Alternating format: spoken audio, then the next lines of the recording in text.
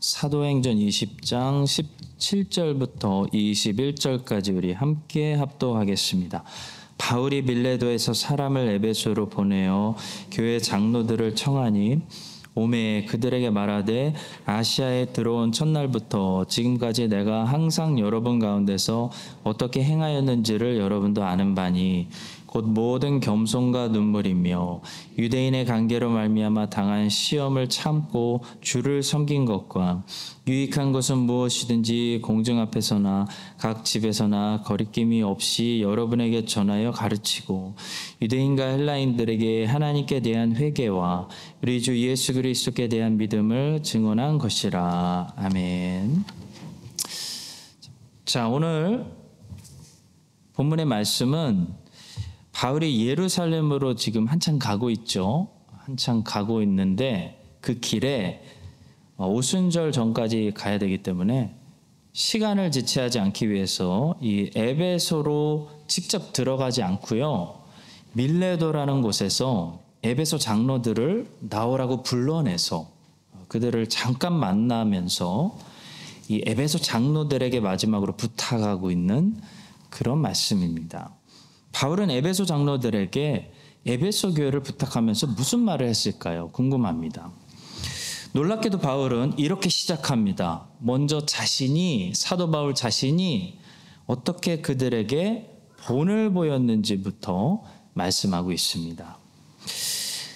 여러분, 내가 먼저 보여주지 않는 가르침이 완성될 수 없습니다. 먼저 보여주지 않으면 이 배우는 학생은 그게 가능합니까? 라고 스승의 가르침을 의심할 수밖에 없습니다. 바울은 3년 동안 그래서 에베소에서 본을 보였습니다. 이것이 그리스도인의 삶이다.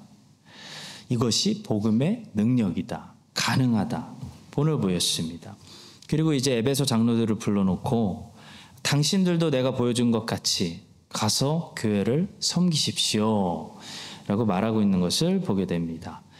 그렇다면 구체적으로 바울이 에베소 교회에 3년 동안 보여준 그 본의 모습은 무엇이었을까요? 오늘 말씀을 통해 오늘 우리도 배워서 우리도 우리 교회 앞에서 먼저 본을 보이는 사람들이 될 수 있습니다. 첫 번째로 바울이 보여준 본은 겸손이었습니다. 바울은 3년 동안 겸손의 본을 보였습니다. 17절부터 19절까지 제가 쭉 읽어보겠습니다. 바울이 밀레도에서 사람을 에베소로 보내어 교회 장로들을 청하니 오매 그들에게 말하되 아시아에 들어온 첫날부터 지금까지 내가 항상 여러분 가운데서 어떻게 행하였는지를 여러분도 아는 바니 곧 모든 겸손과 라고 말합니다. 바울이 보여준 첫 번째 본은 겸손이었습니다. 여러분, 우리가 아무리 잘 가르치고 아무리 멋진 실력을 가지고 있어도 겸손하지 않으면 어떻게 될까요? 그 은사와 실력이 어떻게 되는지 아십니까? 그리스도를 높이는 것이 아니라 나를 교만하게 하고 나를 자랑하게 해서 결국 사람들의 마음이 매우 불편하게 만드는 그런 일이 되고 마는 것입니다. 은사라는 것은 그래서 뛰어날수록 항상 이 겸손이라는 덕과 함께 은사는 동행해야 됩니다. 은사가 뛰어날수록 실력이 좋을수록 겸손도 함께 동행해야 이 사람들이 그 은사를 통해서 하나님의 은혜를 받고 모든 영광을 하나님께 돌리게 되는 것이지, 은사가 있는데 교만하고 겸손하지 않으면요 사람들이 뭐라고 할까요? 그래, 너 잘났다, 꼴불견이다 라고 한다는 것이죠. 그래서 우리가 교회에서 은사를 가지고 섬길 때는 항상 겸손이라는 덕을 함께 가지고 섬겨야 하는 것입니다. 그럼 겸손이 무엇일까요? 나를 부인하고 나를 스스로 인정하지 않고 내 안에 역사하시는 이는 오직 그리스도시다 라고 고백하며 그리스도만 인정하는 것이 겸손입니다. 사도들은 엄청난 은사를 가지고 있었습니다. 죽은 사람도 살렸죠. 안진뱅이도 일으켰습니다. 성령 하나님의 능력이, 엄청난 능력과 은사들이 사도들을 통해서는 특별한 은사, 특별한 능력들이 나타났습니다. 자, 이거 잘못하면 이걸로 완전히 교주될 수 있습니다. 사람들에게 엄청난 인기 얻을 수 있고요. 명예스럽고 권력 가질 수 있고 돈도 얻어낼 수 있는 그런 엄청난 파워가 사도들에게 있었습니다. 그래서 사도들은 항상 어떻게 했을까요? 겸손했습니다. 자기를 부인했습니다. 옷을 찢었습니다. 왜 우리를 주목하느냐고 오히려 화를 냈습니다. 사도행전 3장에 나오는 베드로와 요한을 주목할 필요가 있습니다. 그들의 태도를 주목하십시오. 베드로가 이것을 보고 백성에게 말하되 이스라엘 사람들아 이 일을 왜 놀랍게 여기느냐. 우리 개인의 권능과 경건으로 이 사람을 걷게 한 것처럼 왜 우리를 주목하느냐라고 말했습니다. 또 사도행전 14장에 나오는 바울과 바나바도 주목할 필요가 있습니다. 두 사도 바나바와 바울이 듣고 옷을 찢고 무리 가운데 뛰어들어가서 소리질러 이르되 여러분이여 어찌하여 이런 일을 하느냐. 우리도 여러분과 같은 성정을 가진 사람이라. 여러분에게 복음을 전하는 것은 이런 헛된 일을 버리고 천지와 바다와 그 가운데 만물을 지으시고 살아계신 하나님께로 돌아오게 함이라 라고 분명히 말했습니다. 우리가 본을 보인다는 것은 제일 먼저 겸손하다는 것을 말합니다. 우리 자녀들과 다음 세대는 우리가 얼마나 겸손한지 보고 있습니다. 우리가 얼마나 우리를 부인하고 예수님만 인정하는지 보고 있습니다. 바울이 에베소에서 3년 동안 겸손하게 자기를 부인하고 오직 예수께 영광 돌렸던 것처럼 여러분과 제가 우리를 부인하고 오직 예수께 영광 돌리는 겸손한 사람들 되시기를 주님의 이름으로 축복합니다. 두 번째로 본이 된다는 것은 눈물 흘린다는 것을 말합니다. 자, 본문 19절에서 바울은 내가 이렇게 본을 보였다. 본을 보이지 않았느냐라고 에베소 장로들에게 말하고 있습니다. 곧 모든 겸손과 눈물이며. 자, 눈물은 성경에서 두 가지를 의미한다고 볼 수 있습니다. 첫째는 기도입니다. 기도. 바울이 눈물 흘렸다는 것은 바울이 기도했다. 기도의 본을 보여줬다라는 것입니다. 여러분, 우리가 기도하지 않으면요, 우리가 아무리 앞에서 무엇을 하는 척해도 본이 될 수가 없습니다. 아무리 열심히 해도 또 잘해도 본이 되지 않습니다. 신앙생활이라는 것은 영적인 생활이기 때문에 영의 기능을 해야 잘하는 것입니다. 영의 기능 중에 기본이 무엇이죠? 영의 호흡이 무엇이죠? 기도입니다. 육체의 기본이 호흡인 것처럼 영의 기본, 영의 호흡은 하나님과 지속적으로 소통하는 기도인 것이죠. 그러니까 기도하는 사람이 영적인 사람이고 그것이 영의 기능을 사용하는 사람이고 기도해야 우리는 신앙생활에서 본이 될 수 있습니다. 바울은 눈물로 기도했습니다. 바울은 기도를 많이 했습니다. 바울의 기도는 바울의 서신을 보면 알 수 있죠. 우리가 아침마다 시편을 보면 다윗의 기도를 알 수 있듯이 바울 서신을 보면 바울의 기도가 여기저기 묻어 있는 것을 알 수 있습니다. 성도 여러분, 기도를 많이 하는 것이 기도를 통해 일이 성취되는 것을 보여주는 것이 본이 되는 것입니다.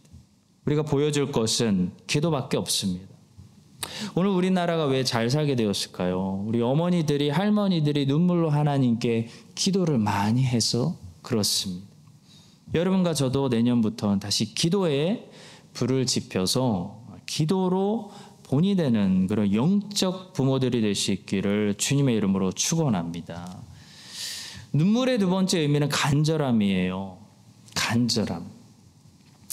바울은 에베소에서 3년 동안 대충 하지 않았다는 겁니다. 바울은 간절했습니다. 바울은 듣든지 말든지 요나처럼 그런 태도를 하지 않았다는 거죠. 바울은 늘 꼭 들으라고 간절히 복음을 가르쳤습니다. 자, 성경에서 바울이 디모데에게 디모데야 너는 듣던지 아니 듣던지 말씀을 전하라고 말씀한 것은 대충 해도 된다는 의미가 아니었습니다. 그것은 말씀 사역을 포기하지 말고 꾸준히 하라는 의미였습니다. 아무도 듣는 사람이 없더라도 디모데 너는 포기하지 말고 간절하게 끝까지 말씀을 전해라. 멈추지 말아라. 그런 말이었지 대충 해라 라는 말이 아니었습니다. 바울이 빌립보서 3장 18절에서 고백합니다. 내가 여러 번 너희에게 말하였거니와 이제도 눈물을 흘리며 말하노니 여러 사람들이 그리스도의 십자가의 원수로 행하느니라. 바울이 눈물을 흘리며 말한다는 것은요, 바울이 제발이라고 말하며 제발 간절히 말하고 있다는 것을 말씀하는 것입니다. 우리가 본을 보이려면요 간절해야 됩니다. 간절함이 보일 때 본이 되는 거죠. 제발이라는 태도로 일해야 본이 되는 것이지 대충 나는 할 일 다 했으니까 듣든지 말든지 I don't care라는 태도를 보이면요 우리의 티칭이 전달될 수가 없습니다. 자, 선생님이 강단에 서면 누가 집중하고 있는지 누가 딴 생각하고 있는지 학생들의 눈빛만 봐도 알 수 있는 것처럼 똑같이 배우는 학생들도 저 선생님이 지금 정말 나를 가르치려고 우리를 가르치려고 열정을 가지고 간절하게 지금 가르치고 있는지 아니면 저 선생님 지금 그냥 직업 정신을 가지고 와서 오늘도 하기 싫은데 그냥 하고 시간 때우고 있는지 학생들도 선생님 표정만 봐도 안다는 거죠. 바울은 간절히 복음을 전하고 있다는 사실을 에베소 사람들이 다 알았습니다. 저 사람 복음에 미쳤구나. 저 사람은 지금 참 말을 하고 있구나. 정말 복음을 생명이라고 생각하고 우리에게 전해주기 위해서 아주 간절하구나.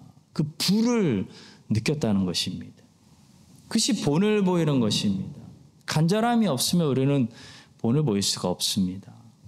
여러분과 제가 다음 세대를 위해서 가슴으로 눈물을 흘리는 그런 사람들이 될 수 있기를 바랍니다. 우리가 눈물을 흘릴 때 이 복음이 생명이 다음 세대로 전달되는 것이 다음 세대 그걸 느끼는 거지.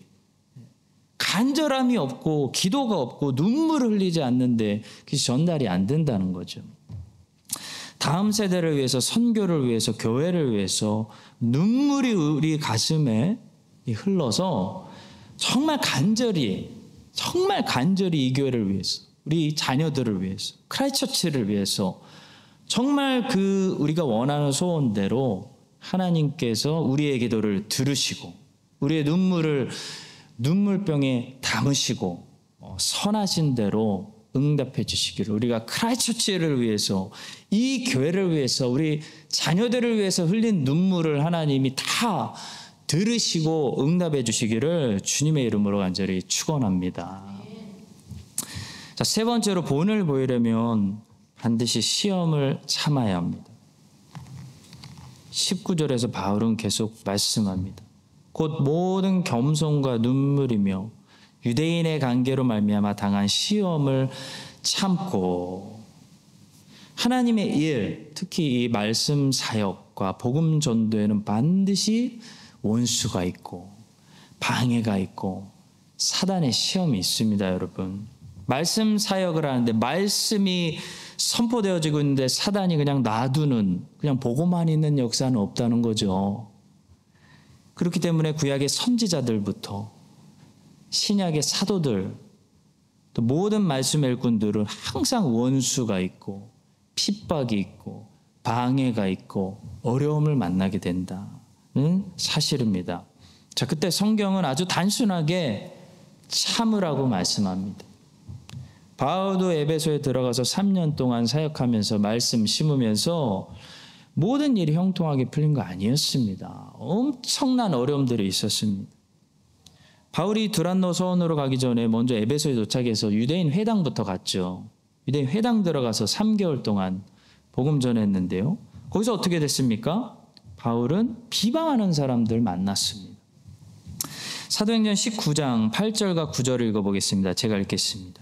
바울이 회당에 들어가 석 달 동안 담대히 하나님 나라에 관하여 강론하며 권면하되 어떤 사람들은 마음이 굳어 순종하지 않고 무리 앞에서 이 도를 비방하거늘 바울이 그들을 떠나 제자들을 따로 세우고 두란노선에서 날마다 강론하니라. 바울은 사실 가는 곳마다 비방자들을 만나고 말씀 전할 때마다 반대자들을 만났습니다. 그들은 대부분 유대인들이었습니다. 바울에게는 늘 그 마음의 시험이 되는 그 사람들이, 유대인들이 주변에 항상 있었다는 거죠. 근데 바울은 어떻게 했습니까? 참았습니다. 인내했습니다. 복음 때문에 참았습니다. 비방자들이 아니라, 유대인들이 아니라 그 제자들을 보고 하나님 말씀 강론을 계속했습니다. 그것이 바울이 에베소에서 보여준 본이었습니다. 이 모습을 에베소에 지금 장로들로 세워져 있는 사람들이 3년 동안 두 눈 시퍼렇게 뜨고 봤다는 겁니다. 바울이 참는 것을 봤다는 거예요. 바울이 버티는 것을 봤다는 거예요. 바울이 계속 밀고 나가는 것을 봤다는 거예요. 그리고 이제 그들도 바울같이 인내해야 되는 그런 시간이 왔습니다. 성도 여러분, 우리 주님께서는 오래 참으심으로, 인내하심으로 우리에게 그리스도인으로서 어떻게 살아야 되는지를 본을 보여주셨습니다. 예수님은 십자가를 참으셨습니다. 십자가를 참으셨습니다. 이제 우리도 그분의 본을 본받아서 예수님의 십자가 정도는 아니지만 내 십자가를 참아야 합니다. 아주 오래 참아야 됩니다. 인내해야 됩니다. 참는다는 것은요, 수동적으로 가만히 있는 것이 아닙니다, 여러분. 가만히 있으면 참는 것이 아닙니다. 가만히 있으면 편하죠. 참는다는 것은요, 주님께서 맡겨주신 사역을 포기하지 않고 멈추지 않고 계속 밀고 나가는 것을 말합니다. 그게 참는 겁니다. 바울은 유대인 회당에서 쫓겨나서 두란노 서원이라는 곳을 차리고 거기서 2년 넘게 계속해서 주님께서 그에게 부어주시는 말씀을 가르쳤습니다. 말씀으로 참으면서 밀고 나갔습니다. 그것이 바울에게는 참는 것이었습니다. 그것이 바울에게는 인내의 열매였습니다. 성도 여러분, 기억하십시오. 우리는 말씀의 일꾼들이에요. 우리는 복음의 일꾼들입니다. 말씀 사역은 목사만 하는 것이 아닙니다.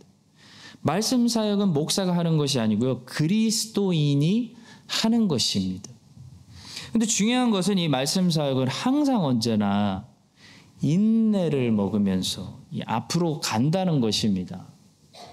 자동차가 기름을 넣어주고 기름을 야금야금 먹으면서 앞으로 전진하듯이 말씀 사역이라는 것은 항상 성도의 인내를 야금야금 먹으면서 앞으로 전진한다는 거죠.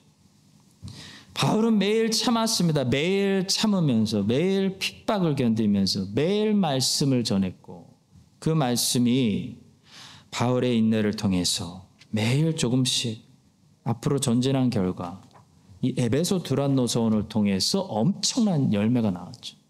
아시아 전역이 복음화되는 그런 아시아 전역 선교사들, 목회자들, 많은 목회자들이 거기서 양육되는 그런 결과를 사도행전이 우리에게 보여주고 있습니다.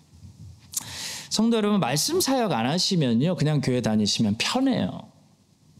복음 안전하면 교회는 챌린지 될 거 별로 없고 부딪힐 거 없습니다.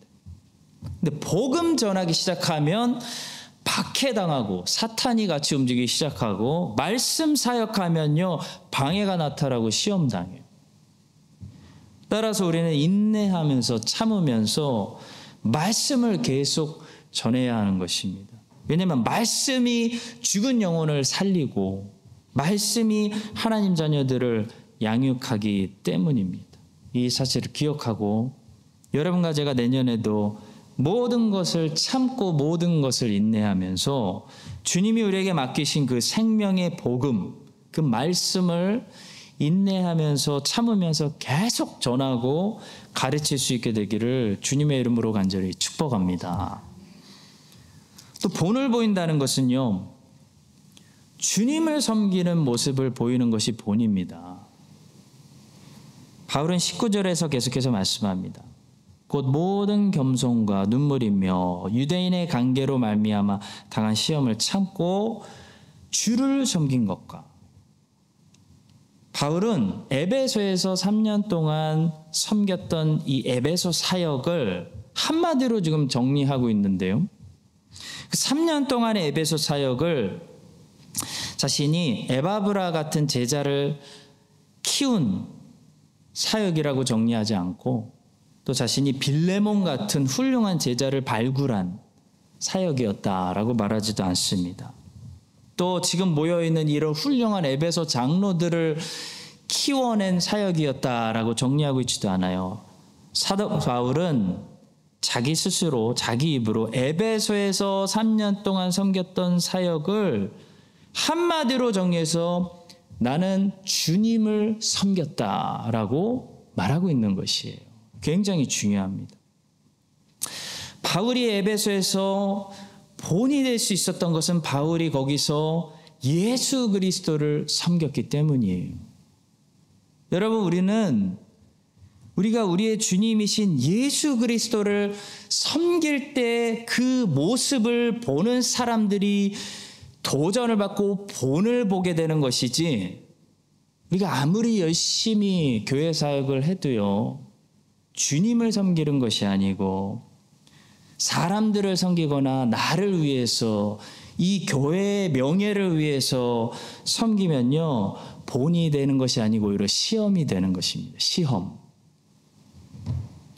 자, 여러분들 지금 머릿속으로 여러분이 평생 살아오시면서 가장 존경하는 목사님 있으면 한번 생각해 보세요. 여러분들이 평생 가장 존경하는, 그분은 정말 목사님이야. 그런 목사님이나 신앙의 멘토 있으시면 한번 생각해 보십시오. 생각하셨습니까? 대답이 없네요. 자, 여러분들이 지금 그분을 머릿속에 떠올리신 이유를 가르쳐 드릴게요. 그분이 여러분에게 잘해주었기 때문이 아닐 겁니다.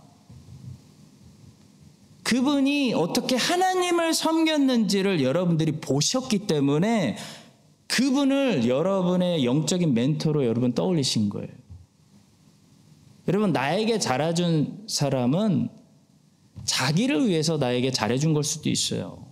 나에게 잘해주지 않았어도 그분이 진짜 하나님을 섬기는 하나님의 사람이라는 걸 보여주신 분들이 우리의 영적 멘토라는 거예요. 바울도 마찬가지입니다. 바울은 에베소에서 예수 그리스도를 섬기는 모습을 보여줬어요. 그것이 본이 된 것입니다. 우리가 사람들에게 좋은 스승이 되려고 사람에게 아첨하고 사람에게 아부하고 사람에게 투자하는 사람들이 되면요, 우리는 그 사람들에게 존경받는 것이 아니라 짐이 됩니다. 부담이 돼요. 바울은 에베소 사람들을 물론 섬겼습니다. 바울은 에베소 사람들의 발을 씻기는 섬김의 삶을 살았을 것이 분명합니다. 그러나 바울이 에베소 사람들의 발을 씻기는 섬김의 삶을 살았던 이유는 바울이 주님을 섬기는 주님의 종이었기 때문이지, 바울이 에베소 사람들의 종이었기 때문이 아니었다는 거예요. 마찬가지로 성도 여러분, 그리스도인은 사람들의 발을 씻기고 사람들에게 서비스 해주는 섬김을 제공합니다. 그러나 그렇다고 해서 그리스도인은 사람들의 종이 되는 것은 아닙니다. 그리스도인은 주님의 종입니다. 우리는 예수 그리스도의 종으로서 주님을 섬기는 사람들이에요. 근데 주님을 섬기는 일이 뭐죠? 주님이 사랑하시는 사람들을 섬기는 일이기 때문에 사람들을 섬기는 것이지, 우리가 사람들의 종이기 때문에 사람들을 섬기는 것이 아니라는 것입니다. 여러분들 기억하십시오. 여러분 하녀도 아니고 시녀도 아니에요. 여러분들 사람들의 종 아닙니다. 사람들의 종은 비참한 사람이죠. 여러분은 하나님의 종이에요. 예수 그리스도가 여러분의 주인입니다. 예수 그리스도의 종은요, 존귀한 명예로운 사람이에요. 그래서 바울은 이렇게 고백합니다. 프라이드하게 고백해요. 예수 그리스도의 종 바울은 사도로 부르심을 받아 하나님의 복음을 위하여 택정함을 입었으니, 바울은 에베소 사람들의 것이 아니라 하나님의 것이기 때문에 바울 건들면 바울의 주인 되시는 하나님께 신문받아야 됩니다. 어떤 물건에 손상을 끼치면 물건의 주인에게 배상해야 되는 것처럼 바울은 에베소 사람들을 섬겼지만 에베소 사람들의 것이 아니고 주님의 것이기 때문에 주님이 보호하셨습니다.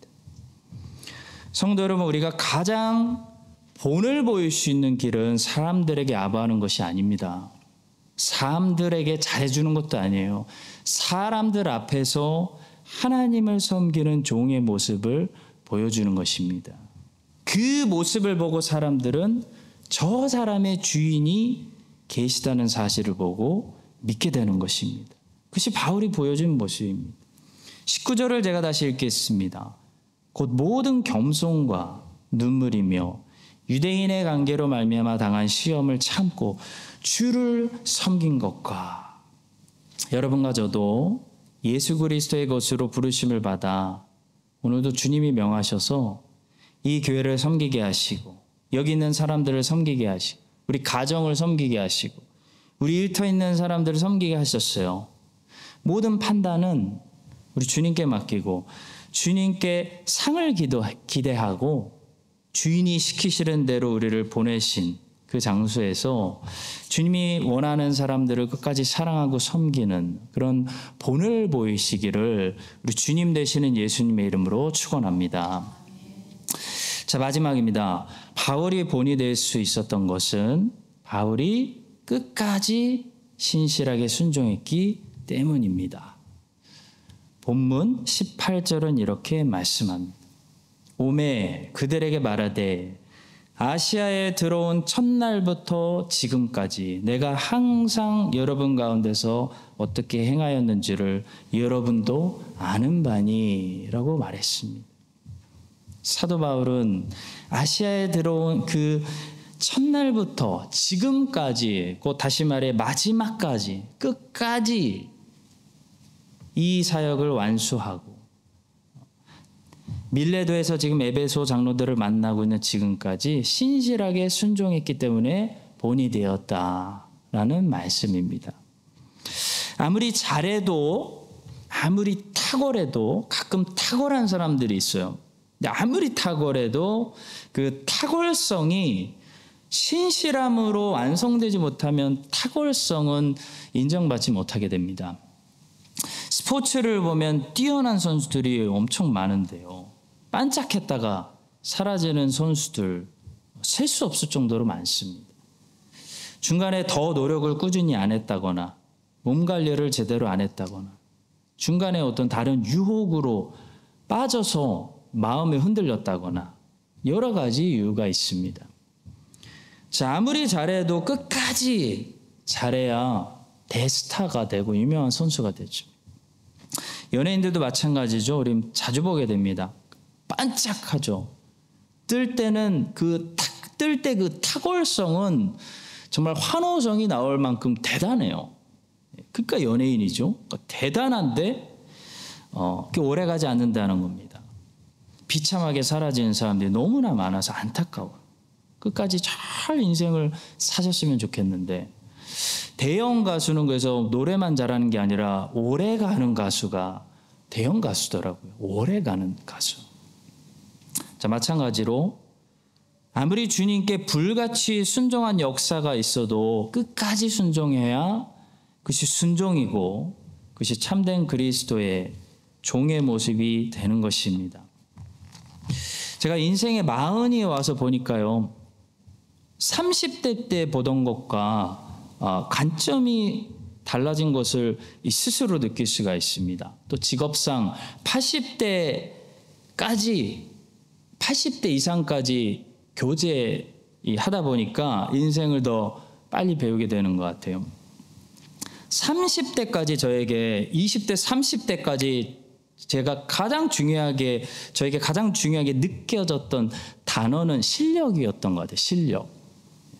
어떤 분야에서든지 인생은 실력이 중요하다고 생각했어요. 실력이 있어야지 뭐라도 하지. 그때는 그 단어가 저에게 제일 중요하게 느껴졌었습니다. 근데 40대 딱 들어오니까요. 실력이 중요하지 않다는 게 아니고 실력이 있어도 체력이 중요하다. 다시 말해 그 실력을 계속 유지시킬 수 있는 체력이 중요하다라는 사실을 30대 때는 전혀 몰랐습니다. 왜냐하면 그때는 체력이라는 것이 당연한 것이었으니까요. 체력이 다른 말로 뭐겠습니까? 육체적으로는 건강이겠죠. 건강해야 된다는 것을 느끼게 됩니다.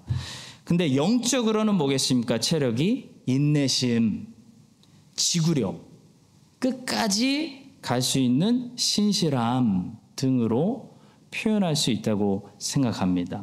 사랑하는 성도 여러분, 잘하는 사람은 세상에 생각보다 많아요.